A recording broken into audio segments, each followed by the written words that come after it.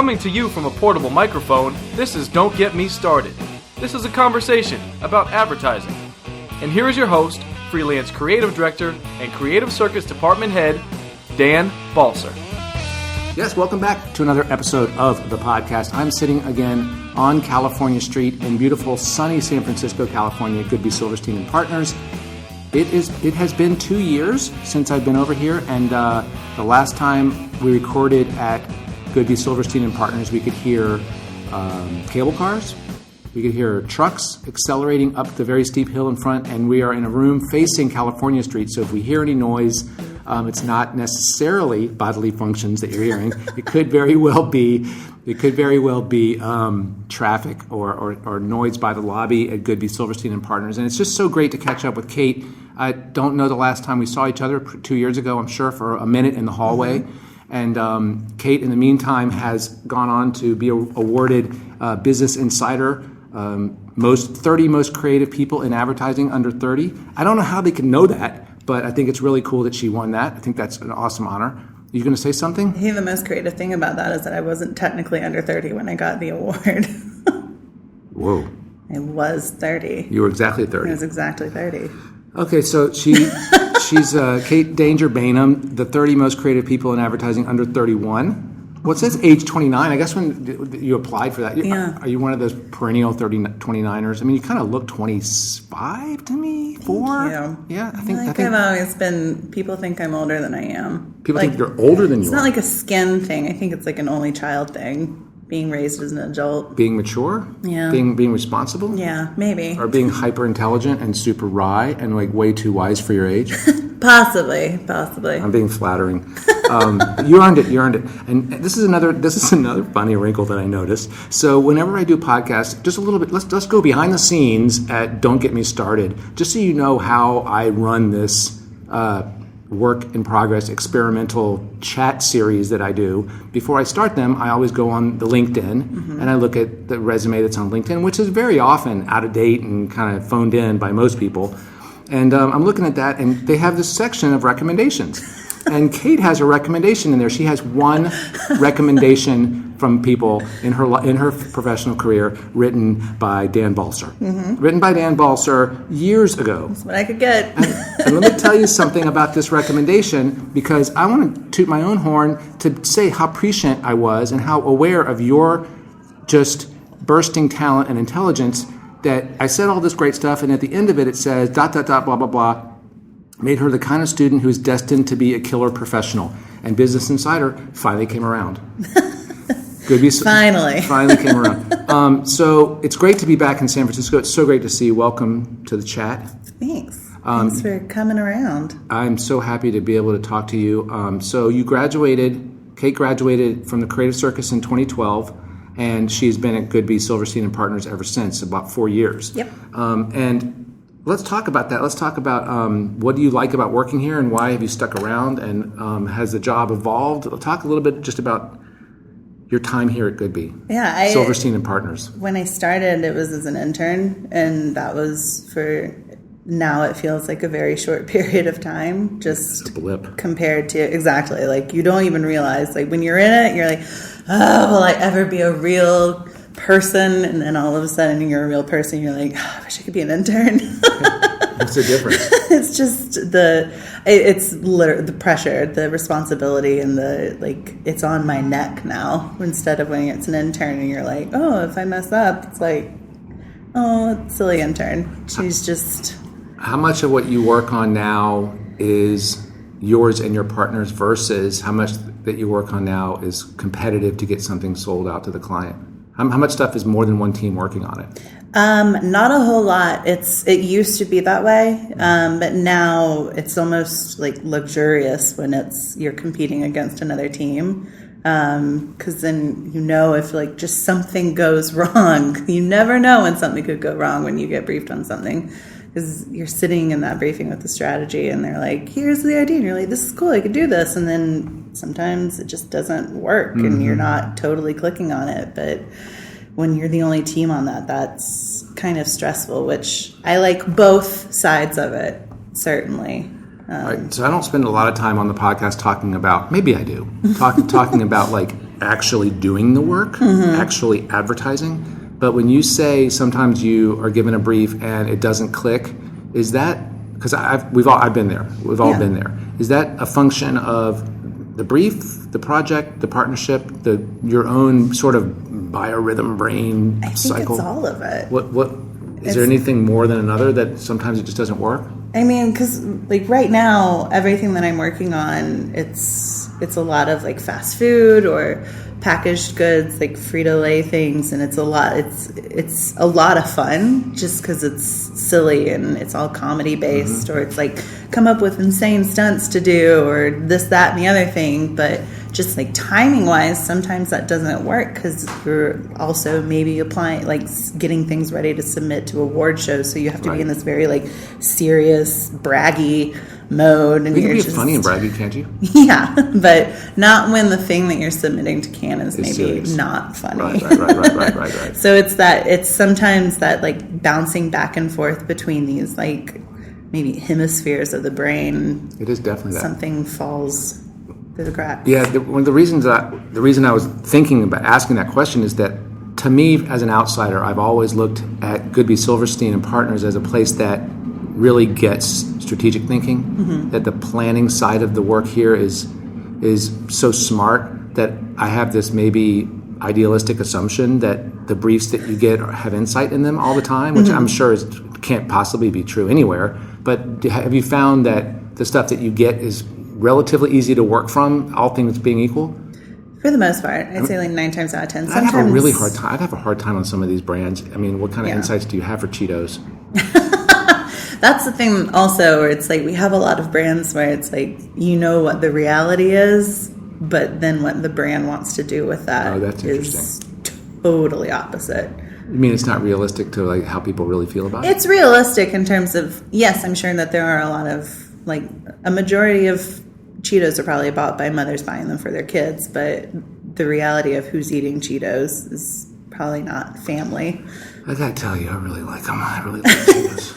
They're so great. I like crunchy Cheetos. Yeah, they're amazing. But it's just, I feel like there's just a whole unspoken, like, not dark side to Cheetos and Doritos and all that other stuff, but for real, like, we know who's eating them. I read between the lines. We're not going to say that.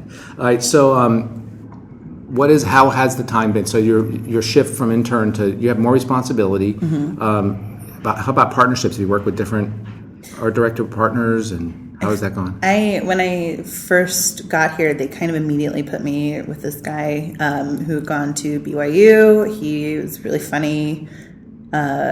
Guy from Seattle with like long hair, definitely looked like Jesus. Was just he just had wild ideas, and we worked really well together. But then he moved to New York and abandoned me.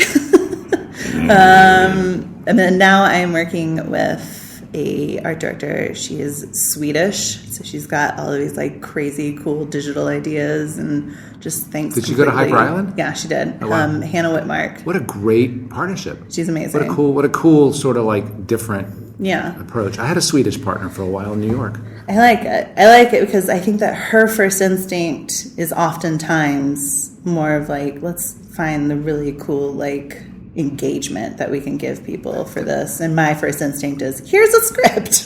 That's interesting you say that, because I've always thought of you as keenly keyed into culture and all things BuzzFeed digital, everything. I mean, like you are a great, one of your strengths I would say has always been that you're a great mirror of current pop culture. So that seems like that would be a pretty good professional marriage with her. Yeah, it's good. It's we work really well together, and I think it's been about a year and a half almost, which also feels like a week. Yeah. Oh, in some ways a week, in some ways 10 years. Yeah. Some days it's like we've been married for 50 years, and sometimes it's like we just met. Do you guys do you have healthy pushback and arguments? Yeah, it's it's interesting because you wouldn't expect, like, I remember when I first started working with her and I was like, is she ever going to like feel comfortable enough to criticize my copy? And she 100% is, awesome. And oftentimes improves it, just because I have such a habit of overwriting things and just being like, I'm having fun with words, and she's like, no. How's her English? I hate to say it's great. Okay, good. That's great. Yeah. my Swedish partner's English was workable. He was much more of a artist than really an art director. He was really a photographer and a visual artist more, which was just different, really cool. So let's switch gears a little bit and talk about. I'm going to have to try to get you to go back to 4 years back to when you started. What kind of adjustments did you find that you had to make to approaching the work or anything versus school versus actually working at a great agency? Was there pressure? Was there any sort of workflow process adjustment, any kind of adjustments or anything that surprised you? There wasn't, in terms of like workflow and pressure, I feel like, especially because at that moment I was the only writer in the intern group.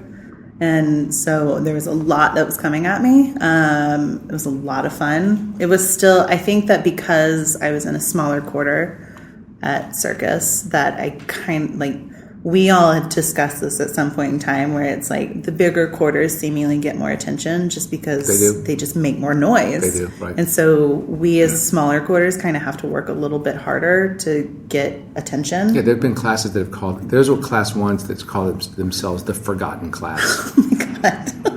That's horrible. It's totally not true, but it's valid that they felt that way. Yeah. I think it's just we all kind of, since it was so small, we all kind of felt like we were both competing with each other, but also there for each other. Wait, who's the other writer? You had one other writer? Well, not in the pit, which is the internship group. So I'll start referring to it as the pit. Okay. But I mean, in our class at Circus was Meredith and Justin and I, and then Nick Drello at the end of it. It was like, as much as we were competing with each other, we were also kind of supporting each other. So good. These are so good writers. Yeah, and it just felt like we were really like rooting for each other in the end at graduation, like all of us with like Jen and Rob and everyone. And so I think that we all brought that to our jobs out of school for sure. I think that the biggest adjustment that I had when I came here was other people who had not gone to Circus. Yeah, that's a real thing. In what way? It just completely different attitudes towards working.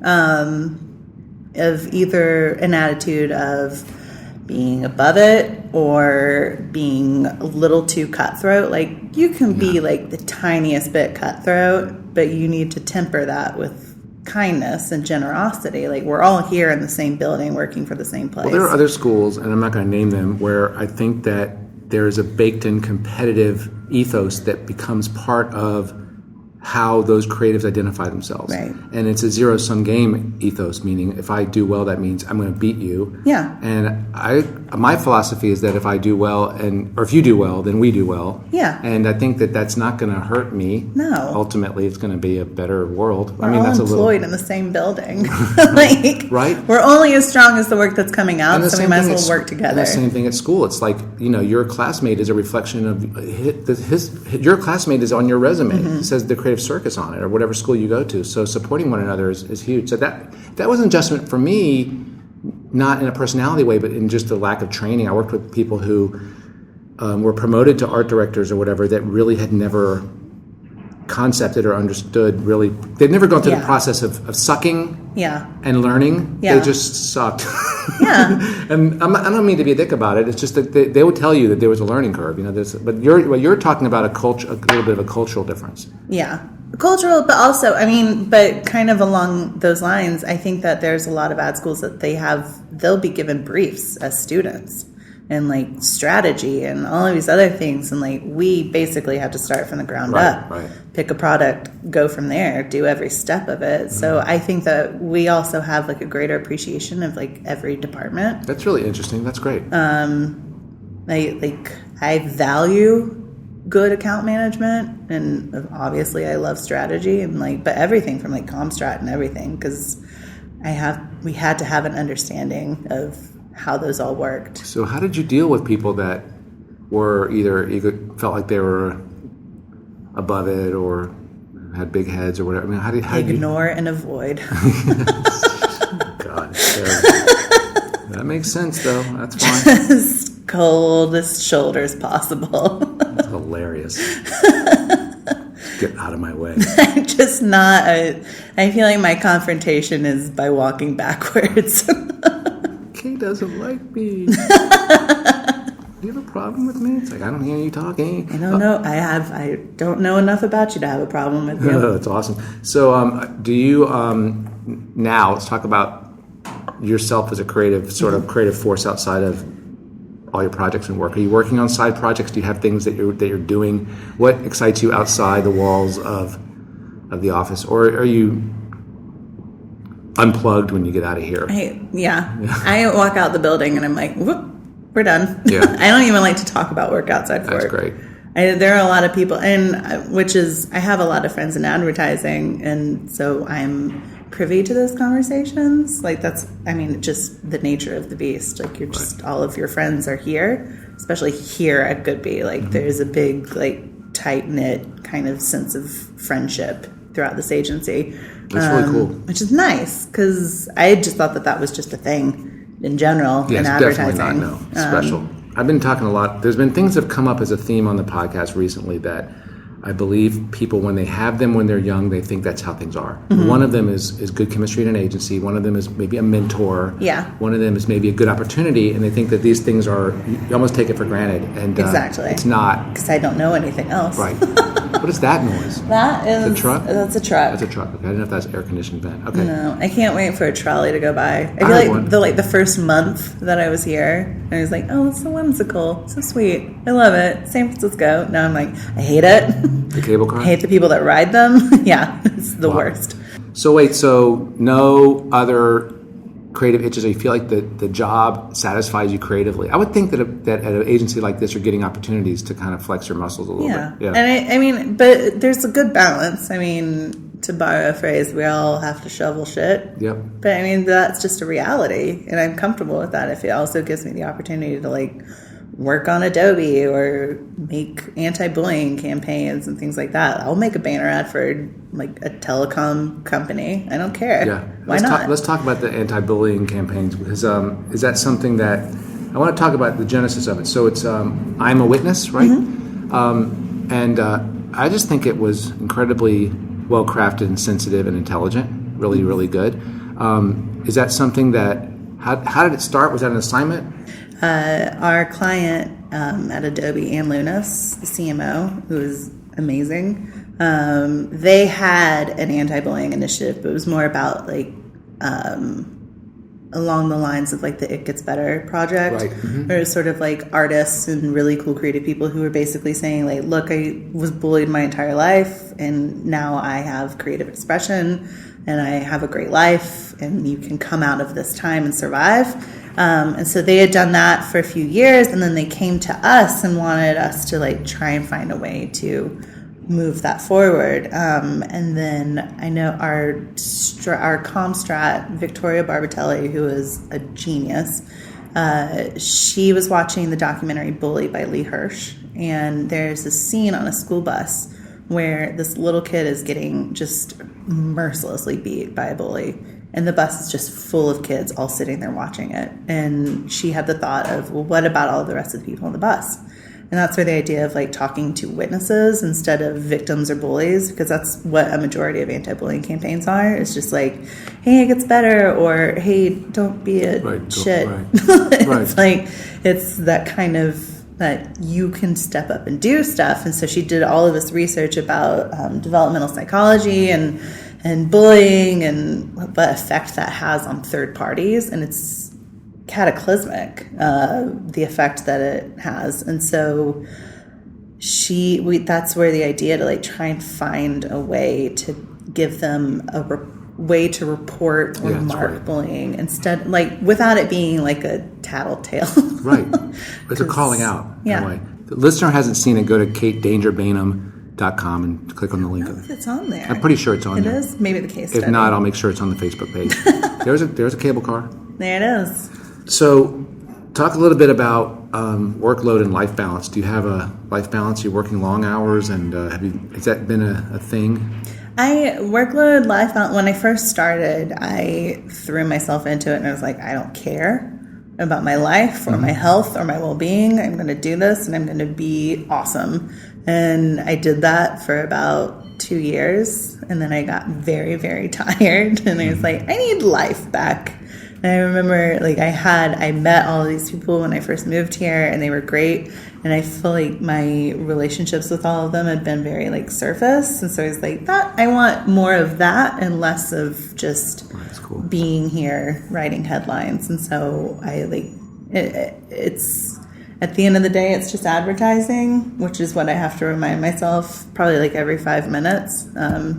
This is an existential question, but has it affected you? I mean, has the work gotten better since you decided not to completely commit to it, or do you feel like you made a sacrifice by not completely committing yourself to it, or neither? I don't think anything happened. I think it was just like a shift over. It was just... And you're still getting better, and you're still just... Yeah, I mean, I feel like I am. So my point is you don't have to... Neither one of those is the right way. No. Right. And sometimes it is the right way. I mean, like, I'm willing to stay here until like 4 a.m. Right. Finishing a deck, but the next day I'm gonna hand it in halfway. Like, that's just the way it's gonna go. Pretty cool.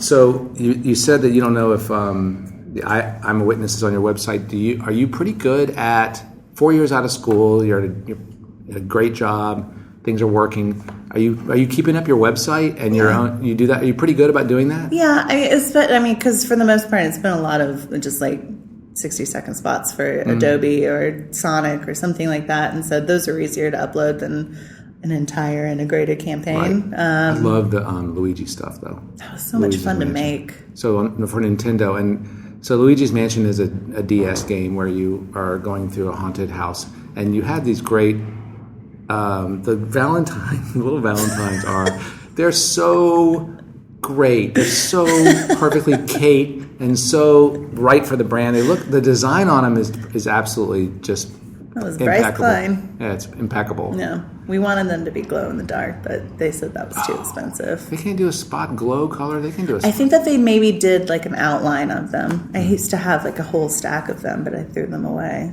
because what was I going to do with them? And the TV spot's really great. Really great. Do you still, I mentioned at the top of the show that I've always thought of you as a keyed into culture. Do you still like whenever you have a moment go off onto BuzzFeed or wherever and are you still like totally consuming everything going on? Yeah, I like it. I mean, like, I'm very active on Twitter and things like that, which is the most obnoxious thing that's ever come out of my mouth. Tweeting or following? You both. Tweet? You do? Okay. I do. I like to do both. I feel why are you ashamed of that? I don't know. It feels very narcissistic. Like, even though there are people who engage with me on Twitter, so it does feel like it's more of a conversation. It's not narcissistic because people I don't know. Or maybe just crazy guy on the street corner. Maybe it's more of that, not narcissism. That's interesting. I've never encountered anybody who qualified their own self-promotion. Do you think of it as self-promotion? That's what it is. You think of it as a douchey self-promotional thing? It's like, look at me, I'm funny sometimes. Sometimes I'm not, and then I delete those tweets. Like, see, I've never been self-conscious about, like, me just fucking yammering on into this fucking recorder for 9 years. Well, people don't have to listen to it. People don't have to follow you. I don't know what it is. I don't know what it is. It's just like all of it. Oh, that's kind of endearing, though. I think it's kind of cool that you still aren't buying it. I don't know about this whole internet thing. No, I mean you're not buying the validity of your own humor. Like, I think it's kind of endearing that you're like, I don't know. It's like, whatever. I do this thing because it feels genuine. Like, I remember there was a student at school. Her name was Lauren Silva. It's Lauren Costa now. Great writer. Do you know her? Mm-mm. And she was so good, and everyone knew she was good. And she was super sweet and just wonderful. And she would win awards at every student award show. And every time they would say, Lauren Silva, she'd get up and she'd have this sort of.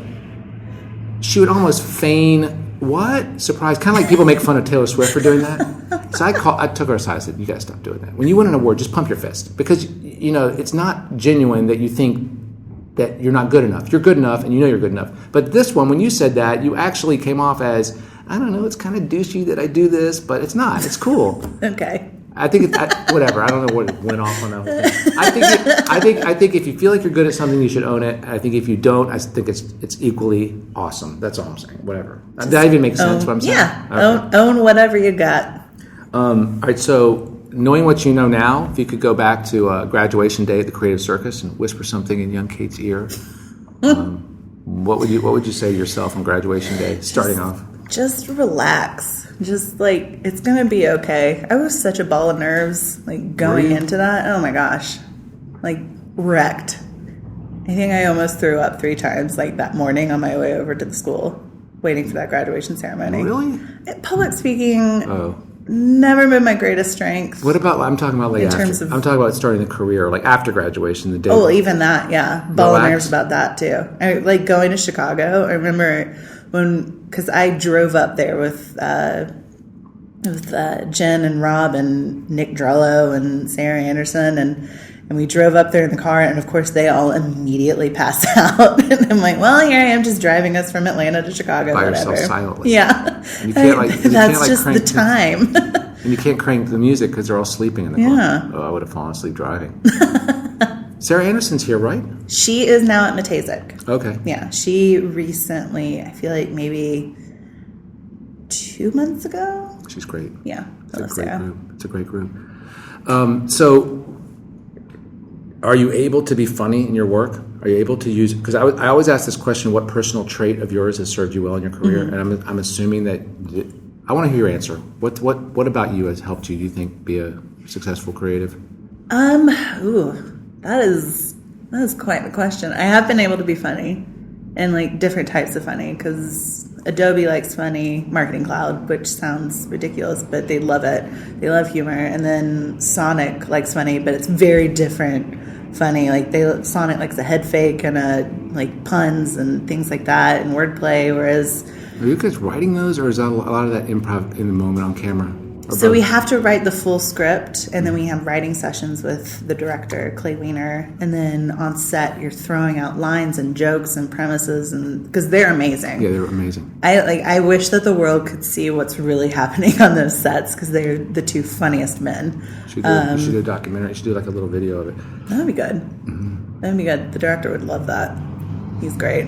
And then Adobe is like this kind of cerebral, and like you're having to take this very like highly technological system and explain it in a funny, humorous way through like the faults and missteps of marketers. So that's a lot of fun to work with. Cool. But the thing that I like writing the best is like big, powerful anthems. Oh, cool. And I think everyone likes to write those. No, they don't. No? I just had a conversation with my wife. She can't. She's having to write some of those sort of manifesto anthemic things, and she can't stand it. Oh, I love it. She's more of a one-liner, more of a language play, quick hit, really smart twist of language pieces. Like she likes words, but she doesn't like storytelling that way. Yeah. And I think there's probably a pretty significant percentage of people. She said not to talk about her on the podcast. I forgot about that. Shit. It's okay. She doesn't listen. Perfect. That's fine. So what trait do you think has served you well? What is it about you, do you think? And then, that's a question I'll typically ask a senior person. You're still, I would just say a writer / almost senior writer, right? Probably. So what I don't know. They've kind of abandoned titles like that. That's fine. It's kind of an amorphous thing. Maybe just understanding how people feel about things, cool. Kind of being tapped into emotions, which it's a very powerful tool. It's kind of I think in my friendships with people, I've always been one of those people where they're like, I'm feeling this way, and I'm like, what if you felt this way about it? And they're like, that's a good way to feel about awesome. It. So I feel like that kind of lends itself into advertising a little bit. Big time. Just thoughtful, trying to be thoughtful. And empathetic. Yeah. It's really cool. So great to catch up with you. Thank you so much for doing this. Yeah. Listeners, check out KateDangerBaynum.com. Send electronic mail correspondence to Kate_Baynum at gspsf.com. That's Goodby, Silverstein, and Partners, SanFrancisco.com. You can always reach me at Dan's Podcast at mac.com. I've had the same electronic mail address since before you got to high school. Some of you people. And make sure you like the Facebook page. As always, it's facebook.com/DGMS podcast. I'll be back again in 2 weeks. There's a cable car right on cue. Kate, thanks again so much. Of course. Thank you. Listeners, we'll see you in 2 weeks. Till then, see you. Bye.